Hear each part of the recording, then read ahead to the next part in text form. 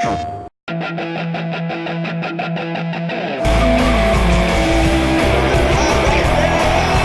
I'm Tanner Faust at the World Drift Championships, and I'm going to show you how to drift in Gran Turismo.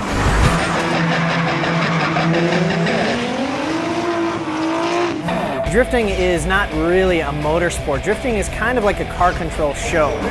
It's cars sliding sideways around a 5, 6, 7, 8 turn course, getting within inches of certain prescribed points of the track that the judges give them. Make them think you're going to die and then somehow survive the run, and you get a good score.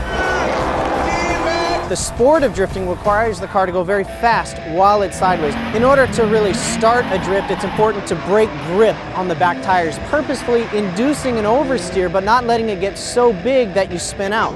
So you kind of are balancing the car between spinning out and then normal driving. And it feels like you're sort of floating around the racetrack. It's very cool.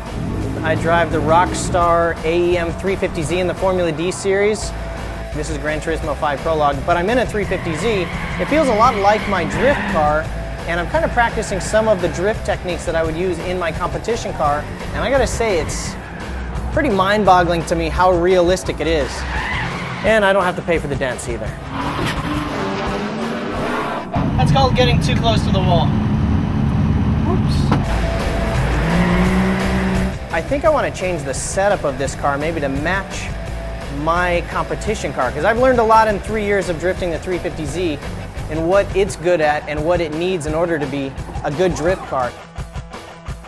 I like to run with the driving physics on professional. I like to run a manual transmission so that if you do hit the rev limiter, it doesn't automatically shift up.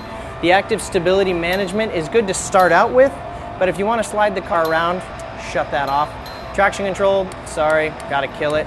And then we've got some pretty sticky tires. The racing tires are much stickier than the sports tires. So we'll go down to the sports tires just to make it a little bit easier to slide this car around.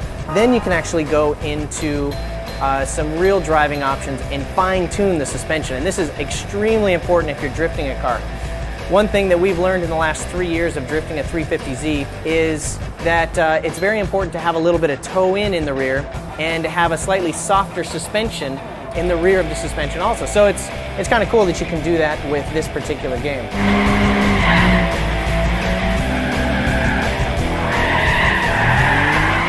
When drifting the cars on Gran Turismo Prologue, the techniques are actually very similar to real life as you'd expect. You've got a handbrake, and the handbrake is great for entering the turns, getting sideways right off the bat, so that you can then dump the clutch and slide through the corner. You can also flick side to side and get rotation through the corner that way. Let me show you the handbrake technique to initiate the corner. In my car, I've got this big hydraulic handbrake that I yank up. Here, I just put the circle button, and it really does the exact same thing. I'm coming in, locking up the handbrake, it's sliding the car sideways, and now I'm drifting through the corner and kind of exiting out.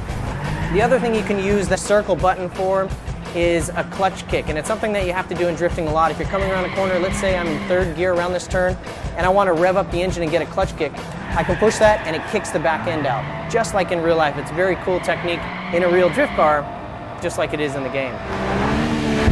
Now on the Eiger track that I'm on now, there's a couple turns that they're perfect for a flick or a side-to-side weight transfer like this one here. It's a right, left, and that naturally starts the car into a big drift, which sometimes can be difficult to manage, but just like in the actual car with a little bit of practice, you get pretty good at it. All right, now we find ourselves in, that's right, a big beautiful Mustang.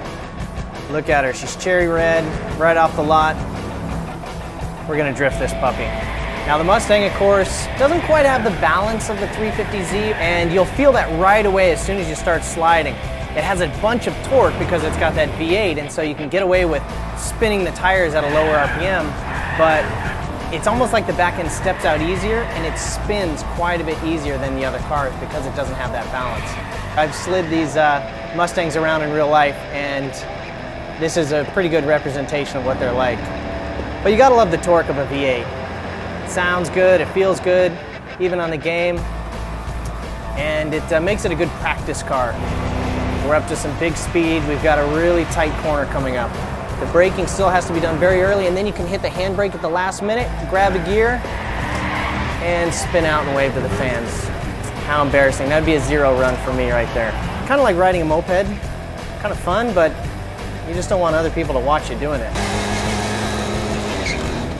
Yeah, buddy.